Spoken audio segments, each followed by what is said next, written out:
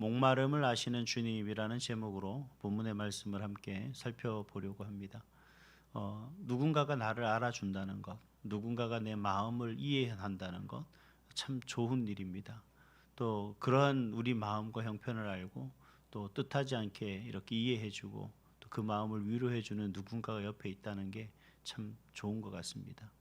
근데 사실 뭐 쉽게 그런 사람을 만나지 않죠. 뜻하지 않는 이런 관계 속에서 또 생각지도 않는 사람의 위로를 우리가 종종 들을 때도 있는 것 같습니다. 근데 오늘 말씀 속에서 보면요, 정말 우리가 느끼지 못하고 우리가 경험하지 못하지만 언제나 우리와 함께 하시며 우리의 모든 것을 아시며 이해하시고 또 우리의 필요를 채우시려고 하시는 그런 하나님의 모습을 볼 수가 있습니다. 오늘 본문에 나오는 한 여인에 대한 회심의 이야기가 기록되어 있는데, 사실 이 회심 이야기가 단순하게 그냥 한 여인이 그냥 예수 믿었대라고 하는 그 이야기가 아니라 그야말로 당시 이 사회 속에서 유대적이고 종교적이고 민족적이고 문화적인 이 장벽을 깨트리는 이 사건이 바로 그 예수님이 사마리아에서 한 여인을, 우물가에서 여인을 만난 그러한 사건입니다. 오늘 이 배경이 되는 이 사마리아는 여러 가지 그 지리적인 배경뿐만 아니라 그 지리 때문에 역사적인 아주 큰 배경을 가지고 있습니다. 여러분도 잘 아시겠지만 과거 아수르에 의해서 이 남북이 분열된 이후에 북쪽은 바로 북이스라엘의 수도가 있었던 곳이 사마리아였고요. 그리고 그 아수르에 의해서 이 북이스라엘이 멸망을 하지 않습니까? 그 멸망을 하게 된 이후에 이 아수르가 정책을 펼칩니다. 어떤 정책을 펼치냐 그러면 이 북이스라엘 민족성을 말살하기 위해서 그 사마리아 지역에 여러 가지 혼혈 이방 민족들을 데려다가 그 유대인과 결혼을 시킵니다. 그래서 이 사마리아 지역이 어떤 지역이냐면 외국인들이 들어와서 현지인 사람들과 결혼을 한 그러한 곳이 바로 이 사마리아 지역입니다. 근데 그걸 아셔야죠. 유대인들이 어떤 정결 의식 속에서 이 부정한 것을 결코 용납하지 않는 그러한 사람들입니다. 지리적으로 보면 여러분들이 보시기에 이제 이 기준으로 해서 위가 갈릴리 호수고 쭉 내려오다 보면 이제 그 사해 바다지 않습니까? 그리고 여러분이 보시는 이쪽이 이제 지중해라 그러고 이쪽이 요단강에서 이 요단 동편입니다. 그럼 이 밑에 있는 예루살렘이 사해 옆에 있거든요. 이 사해 옆에 있는 예루살렘에서 위에 있는 갈릴리 호수로 가려면 요단을 건너서 동편으로 이렇게 올라가는 것이 아닌데 일반적으로 이렇게 걸쳐서 가는데 이 당시에 지형을 딱 그 지역을 나누라 그러면 세 가지로 나누면 이렇게 나눌 수 있습니다. 제일 위가 갈릴리고 그 다음에 중간이 사마리아고 이 사해 근처가 바로 유다입니다. 그러니 이 예루살렘에서 갈릴리 쪽으로 올라가려면 어떻게 올라가야 돼요? 일반적으로는 이 예루살렘 쪽에서 이렇게 위로 그냥 사마리아 지역을 걸쳐서 갈릴리 쪽으로 지역으로 그렇게 가는 게 일반적이었습니다. 근데 이 유대인들은 이 아수르가 멸망하고 난 이후에 어떻게 길을 가냐 그러면 이 갈릴리까지 올라가기 위해서는 예루살렘의 사회 위에 있는 이 예루살렘에서 바로 이 사해에 있는 여리고를 지납니다.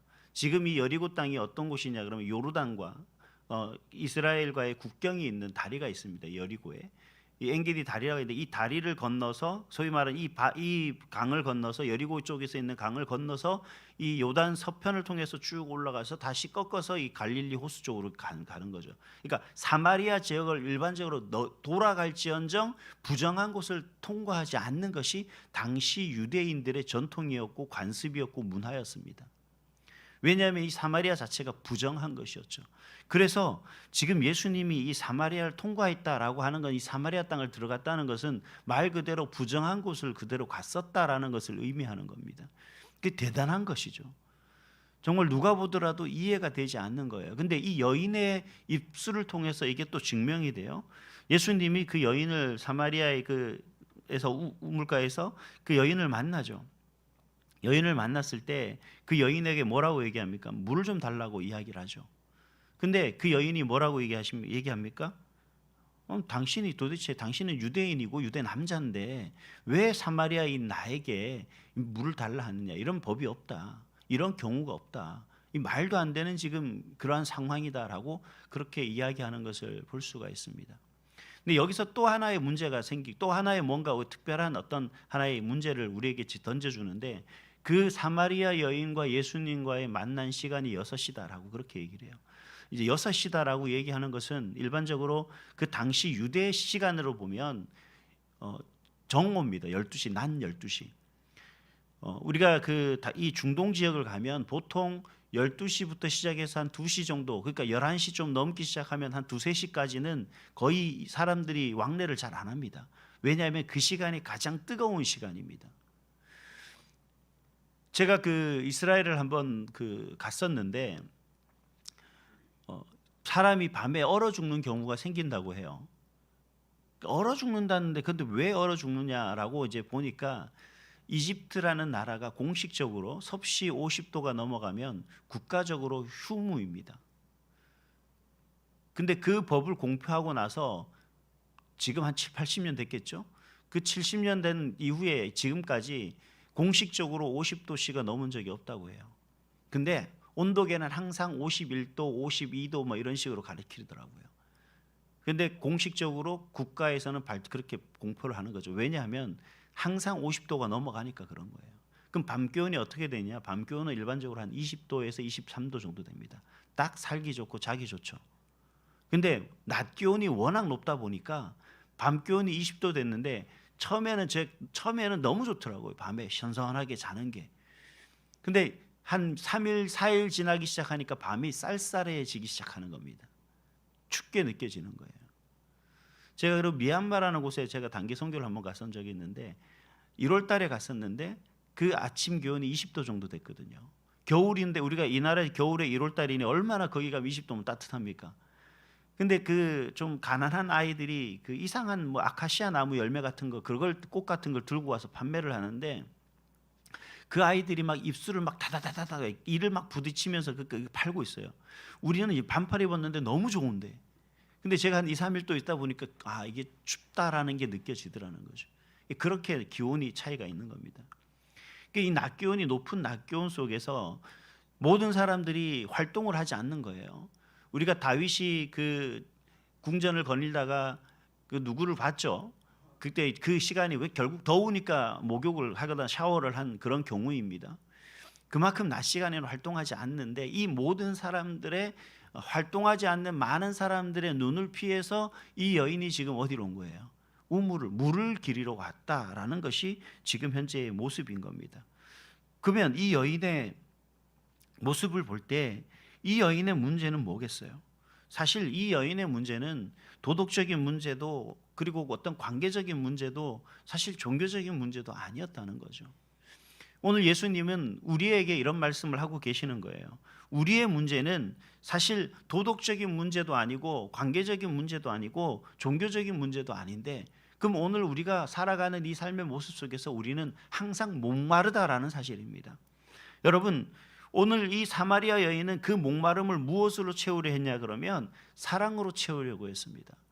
관계로 채우려고 했습니다. 그리고 남자로 채우려고 했습니다. 그래서 여러 번 결혼을 하고 다른 남자를 만났지만 그 모든 것이 채워지지 않는 모습을 볼 수가 있죠. 그 이후에 그 여인은 그 예수님을 통해서 이제 자신이 가지고 왔던 그 물을 기르렸던 그 항아리조차도 버리고 다 마을로 가는 그 모습을 볼 수가 있습니다. 즉 예수님을 만남으로 인해서 그녀가 가지고 있던 목마름이 해결됐다는 거죠. 사랑하는 성도 여러분, 오늘 우리의 삶에 있어서 사실 우리에게 가장 큰 문제는 여러 가지 많은 뭐 이런저런 무슨 문제들이 있겠지만, 가장 큰 문제는 사실 우리는 여전히 부족함이거든요. 목마름이거든요. 물질적인 거든 건강적인 거든 우리 자녀들을 향한 바람이건 아니면 우리가 살아가야 될 앞으로 놓여 있는 우리 삶의 문제든 간에 우리 앞에 놓여 있는 그 문제들이 여전히 우리를 목마름으로 자꾸 추궁하고 있는 것이고, 우리는 그 목마름을 해결하지 못해서 여전히 힘들어하고 어려워하고 있는 겁니다. 그러나 눈물로 기도하고 하나님의 도우심을 바라고 나가지만 사실 뭔가 그렇게 변하고 있는 것 같지 않다는 거죠. 오늘 그런 저와 여러분에게 하나님께서 뭐라고 얘기하시냐면, 그 먼 길을 이 모든 시대의 관습과 그런 문화와 그 종교적인 그 모든 것들을 뛰어넘어 우리를 만나기 위해서 오신 그 예수님을 우리에게 소개해 주고 계신다는 겁니다. 더 나아가서 그 예수님이 우리가 갈급해서 찾아가는 그 우물가에 서서 진짜 우리의 문제가 무엇인지를 우리에게 이야기해 주고 그 필요를 채워주시는 분이 바로 예수님이라는 사실을 오늘 본문에서 말씀해 주고 계십니다. 그래서 예수님이 이렇게 말해요. 내가 주는 물을 마시는 자는 영원히 목마르지 않다라고 그렇게 얘기를 합니다. 여러분, 우리는 사실 우리가 바라고 원하는, 그래서 그 목마름을 해결하기 위해서 찾아가는 우물은 사실 따로 있죠. 근데 예수님은 그렇게 말하지 않습니다. 이 우물로 너희의 그 목마름을 해결할 수 없으니 내가 주는 이 물을 마시라라고 그렇게 말씀을 하십니다. 여러분, 채워도 허전한 자리, 그 자리에 주님이 찾아오시고 주님이 앉아 계신다는 걸 기억하시기 바랍니다. 여러분, 우리 마음에 많은 여러 가지 근심도 있고 걱정도 있고 염려도 있고 그 많은 문제들이 우리 가운데 늘 그렇게 목마름으로 우리를 괴롭히고 우리를 추궁하고 우리에게 요구하고 요청하고 있는 것을 볼 수가 있습니다만, 그 모든 것을 아시는 주님이 여러분의 모든 그 목마름을 해결하기 위해 지금도 이곳에 서 계시고 지금도 함께 하시며 지금도 그 목마름을 해결하기 위해서 우리에게 영생의 생물을 우리에게 허락하시고 우리가 그 물을 마시기를 소망하고 계신다는 사실을 기억하시고, 오늘도 그 주님 앞에 우리가 가진 것을 내려놓고 그 주님을 먼저 찾아갈 수 있는, 그 주님을 만나는 그런 귀하고 복된 시간 될 수 있기를 소망합니다. 더불어서 그 주님과 더불어서 오늘 한날을 기쁨으로 감사로 그렇게 살아나갈 수 있는 또 그러한 여러분의 기쁜 한날 복된 한날이 될 수 있기를 주님의 이름으로 축복합니다.